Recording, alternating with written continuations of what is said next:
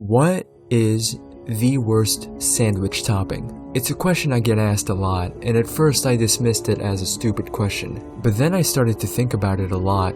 I mean, really, what is the worst sandwich topping? How does anyone even begin to quantify that? Where would someone even begin to find answers for that type of question? If we use data, fact-checked information, and math, I think we can do it. So, what is the worst sandwich topping?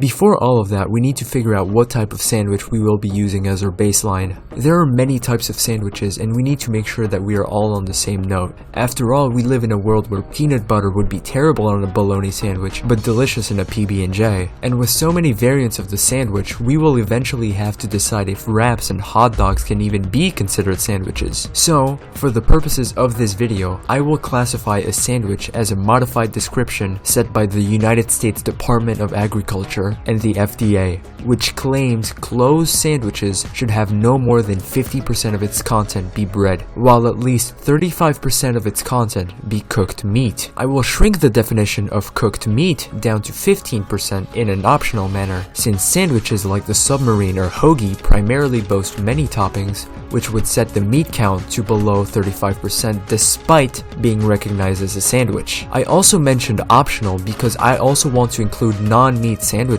that should be in this discussion, such as an egg sandwich, tuna sandwich, or something else. If I were to use another definition of a sandwich, such as the one provided by the British Sandwich Association, yes, that's a real thing, which describes a sandwich as any form of bread with a filling generally assembled cold, we'd have to include much more outlandish dishes like wraps and hot pockets into the mix. This definition would force us to disregard Reubens and hamburgers as sandwiches, which doesn't really make much sense to me. Okay, now that we have our definition of sandwich set straight, it's time for us to pick the toppings we need. For the purposes of this video, we will not be considering the bread or spread used for the sandwich, as we purely want to discuss toppings. I decided to pick all toppings offered by Subway, Jersey Mike's, and other various sandwich chains to get a good baseline.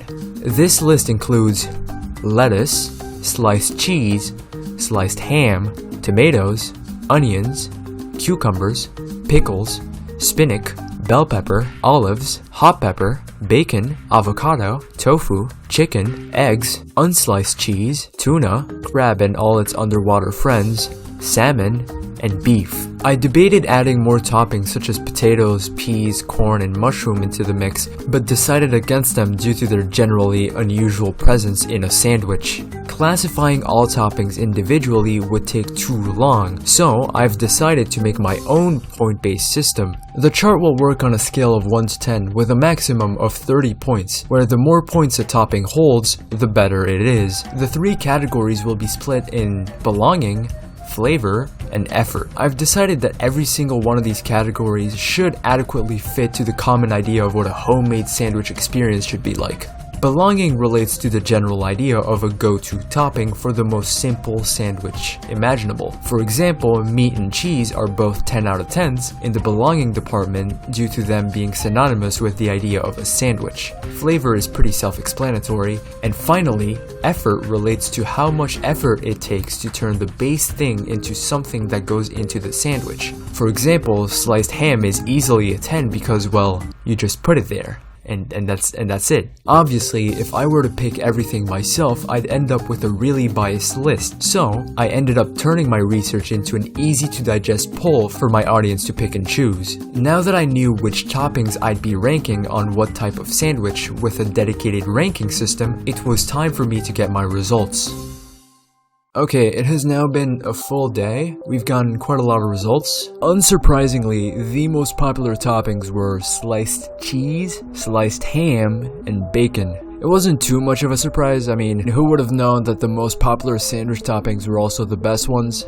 Now, all the answers for the worst thing to put on a sandwich were all over the place, but 3 outliers did pop up. These would be tofu, olives, and something that genuinely caught me by surprise, tomatoes. I double-checked the data to make sure it was all correct, but it was. Tomato was considered to be the worst topping in a sandwich. After looking more closely, it kind of made sense. Tomato is generally flavorless compared to every other topping in a sandwich. The only ones that would be in a similar situation would be bell peppers and cucumbers. It's also really annoying to put on a sandwich. I mean, think about it. If you want to put tomatoes on your sandwich, you gotta pull out the whole tomato, pull out a dedicated plate specifically for chopping it up all by itself unless you're a fan of soggy bread. And when you're going to cut slices, I sure hope you have a sharp knife, or else you're gonna be making a mess. Make sure to avoid the core at all costs, and once you're done, it's 100% guaranteed that you're gonna have way too many slices and can't put them all in a sandwich. After you've pulled out a Tupperware just to hold the 4 extra tomato slices you didn't use, when you're finally ready to put that final topping on your sandwich, you realize that the slice is still extremely wet and turns your crisp, toasted bottom bun into a big, soggy mess. And that's considering the fact that you have a perfect tomato. Good luck trying that on this piece of shit. At this point, you start contemplating your life choices and start wondering if tomato was really worth it. I mean, so much effort for so little reward. Now, don't get me wrong, I like tomatoes. Cut them up into quarters, add some salt, and mwah, chef's kiss. But ultimately, we can only deduce one thing from this entire video. Tomatoes fucking suck.